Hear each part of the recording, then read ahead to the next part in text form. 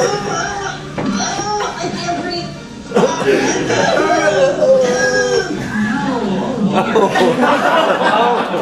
Oh dear.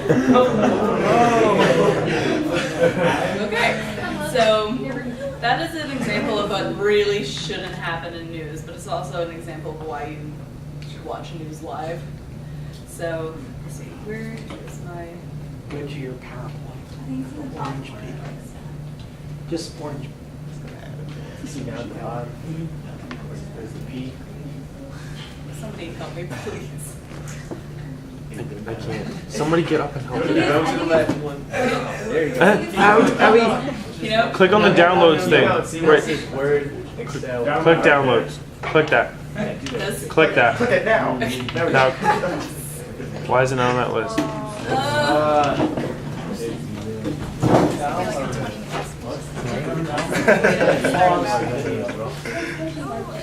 So the recording. Don't be me my first name. No, you would be that bad guy. It's flying in my mouth. We gonna find you. You better hide. We gonna find you. We got your t-shirt and your fingerprints and all. Tyler, you should do it. You should do a spoof of that video. That'd be good shit. We gonna find you. You don't have to come in. Oh, we looking for you. We got your t-shirt and your fingerprints and all. You want some dumb. Oh, red. I love when she tries to be all like cute and She's like, all right, stop. And she's like, okay, I'm winning. Did you ever see the Family Guy? The Family Guy spoof of it? Yeah. So he falls and he's, ouch, owie, owie. It was Baba. I thought someone was Baba cool. No, did you ever see the one with the black girl? She's like, I'm gonna go get my man back. She's driving in the car. Okay, so my dream in life is I want to be a journalist. So I am a hardcore believer in good news, and I'm a bit of a purist.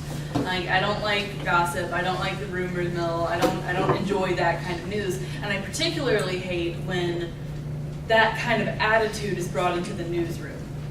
You know, when we have so many talk show hosts, you know, just daytime television, people like from The View that are now news anchors, and I don't understand how that correlates, because we're not actually getting news, we're just getting blatant and blunt opinions.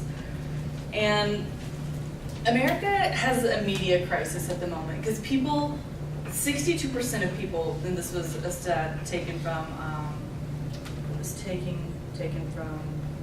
Implicate.com, 62% of people hate the news. Not just dislike it, they deplore the news. And I don't blame them. Because we've got this problem here where, you know, it used to be 50 years ago, you trusted who told you the news. You know, you had Walter Cronkite. You had Barbara Walters, for example, maybe not 50 years ago, but at least she was halfway trustworthy. So what do we do about this? Well, we have to dig a little deeper. There are still good news anchors, in my opinion, and there's some really bad ones that I would suggest everybody stay away from.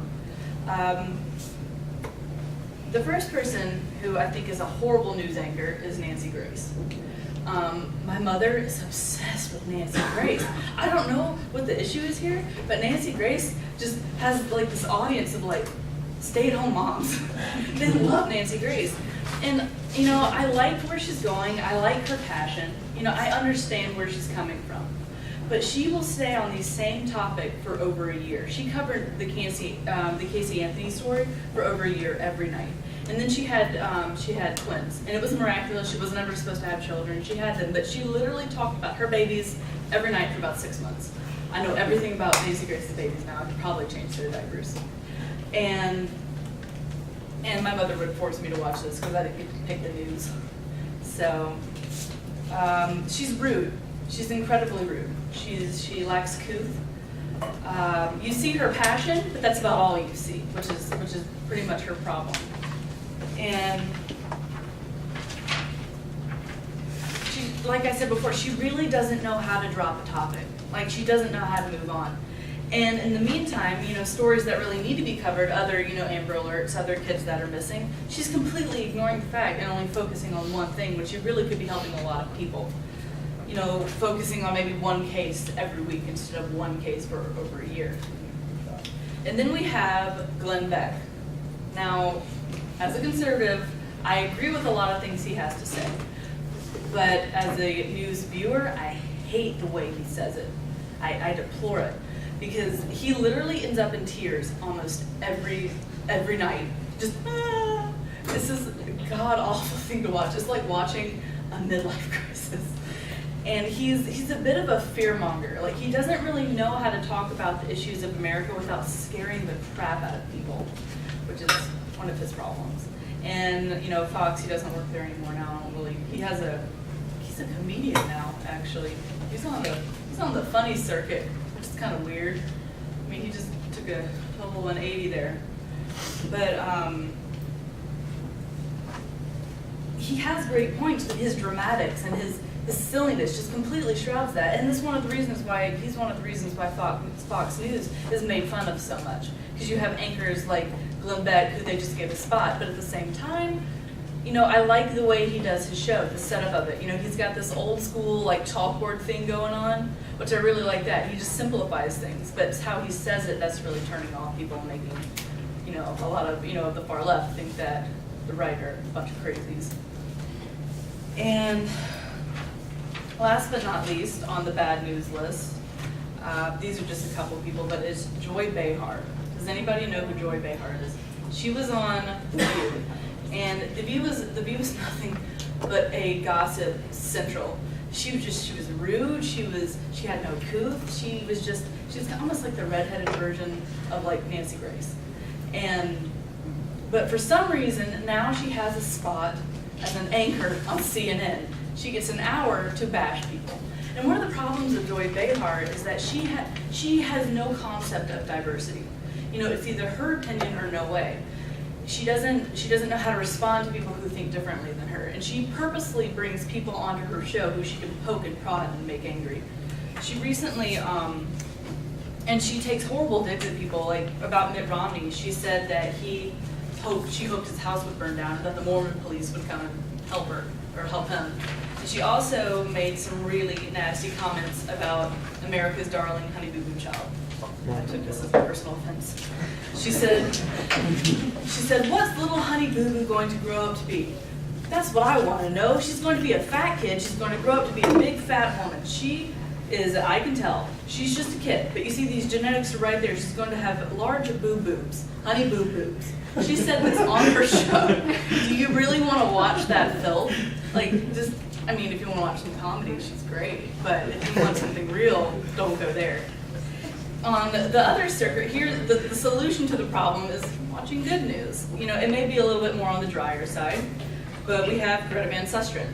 I really enjoy her. I know her face looks kind of funny, but it actually wasn't because of a stroke. She got too much Botox. So, learned that about her recently. I thought it was a stroke. But she's great. She's really, really dedicated to the news, and she makes her opinions known, but in a very polite, kind of calm way. And I have seen her get angry, but yet it is still the calmest angry I've ever seen. It's really fascinating. But and I think she's one of the more unbiased people on Fox News. Like, so if you're looking for a medium and you're just tired of the liberal media, but you're also tired of Fox's bias, you know, there's Greta Van Susteren. She's kind of a happy medium. You know, she's able to hold on to the conservatives and the moderates. And then you have Anderson Cooper. I'm a huge fan of Anderson Cooper. He's just, okay, in 1990, he was 22. He had been working for CNN for 6 months. And he stole a camcorder and he literally hopped a plane to Africa, and that's how he started his foreign correspondence. And CNN liked it and they kept him.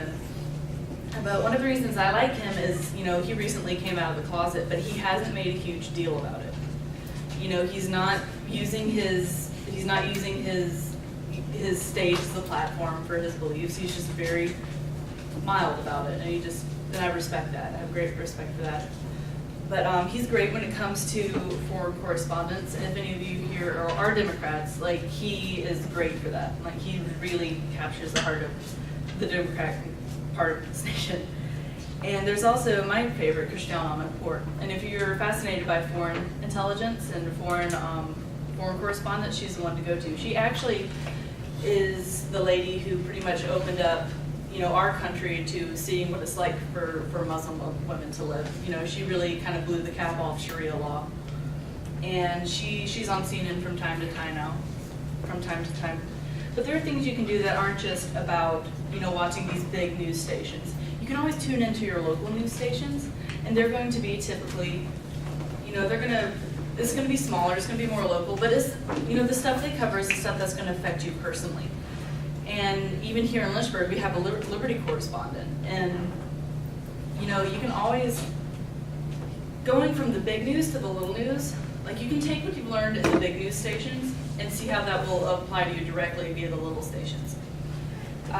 Listen up and pay attention. You know, don't just listen to the pundits. Pundits aren't news anchors; they're just talking puppets. We have awesome tools right now. You know, as people who aren't news anchors, we have the internet. Hello, I mean, we can pretty much know everything there is to know about, you know, what's going on in the world today. And but it is important that we have trustworthy news anchors. You know, we don't have any more Walter Cronkites, which is a problem in it. But Jessica Savage said the anchor is exactly that, an anchor, a center, a focus, and there are people out there who you can trust. You know, even if it's just a little bit. You know, give the big news stations a chance again. And in the words of Walter Cronkite, that's the way it is. So, thank you for your time.